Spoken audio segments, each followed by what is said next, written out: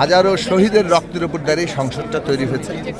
দীর্ঘ ফ্যাসিবাদ বিরোধী লড়াই এবং তারপরে ছাত্র শ্রমিক জনতার ঐতিহাসিক গণ অভ্যুত্থান জুলাই আগস্টে সেই লড়াইয়ের শহীদের রক্তের উপর দাঁড়িয়ে অসংখ্য আহত যোদ্ধাদের তাদের এখনো পর্যন্ত তাদের জীবন যেভাবে আছে তার সব কিছুর মধ্য দিয়ে কিন্তু এই আমরা একটা অভ্যুত্থান করে আমাদের বাংলাদেশের গণতান্ত্রিক যাত্রায় পৌঁছতে পেরেছি।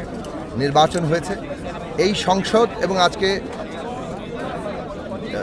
মানে জনাব তারেক রহমান বিএনপির চেয়ারম্যান মাননীয় প্রধানমন্ত্রী হিসেবে তিনি শপথ নিয়েছেন এবং একটা মন্ত্রিসভা গঠিত হয়েছে। এই সরকার, এই সংসদ শহীদের রক্তের যে ঋণ সেটাকে ধারণ করবে এবং শহীদদের আকাঙ্ক্ষা, আহত যোদ্ধাদের আকাঙ্ক্ষা, সারা দেশবাসী যারা ছাত্র শ্রমিক জনতা লড়াই করেছে তাদের প্রত্যেকের আকাঙ্ক্ষাকে পূরণ করার জন্য এই কাজ করবে। এটাই কিন্তু এখন এই মুহূর্তে মানুষের আকাঙ্ক্ষা এবং আমরাও মনে করি আমাদের অঙ্গীকার সেই পথে। আমাদের সকলেরই অঙ্গীকার হতে হবে কিভাবে আমরা শহীদের রক্তের ঋণকে ধারণ করতে পারি এবং শহীদদের আকাঙ্ক্ষা পূরণ করতে পারি। আপনি কোন মন্ত্রণালয়ের দায়িত্ব পাচ্ছেন?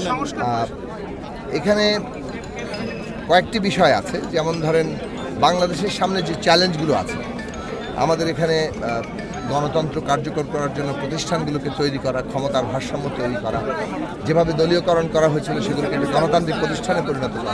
আমাদের এখানে যে অর্থনৈতিক চ্যালেঞ্জ আছে, দীর্ঘ লুটপাট করে অর্থনীতিকে যেভাবে বিপর্যস্ত করা হয়েছে সেখান থেকে বের করে নিয়ে আসা। আমাদের এখানে দুর্নীতির একটা বড় চ্যালেঞ্জ আছে, যে দুর্নীতি যেভাবে সর্বস্তরে একটা বাসা বেঁধেছে সেখান থেকে এখানে তাকে নিয়ন্ত্রণ করার জায়গা আনা এবং আইন শৃঙ্খলা পরিস্থিতি, মানুষের যে নিরাপত্তা, নারী পুরুষ সহ এখানে সকল জাতি সকল ধর্মের মানুষের যে নিরাপত্তা প্রতিষ্ঠা, আমাদের সেইটা খুব জরুরি একটা চ্যালেঞ্জ।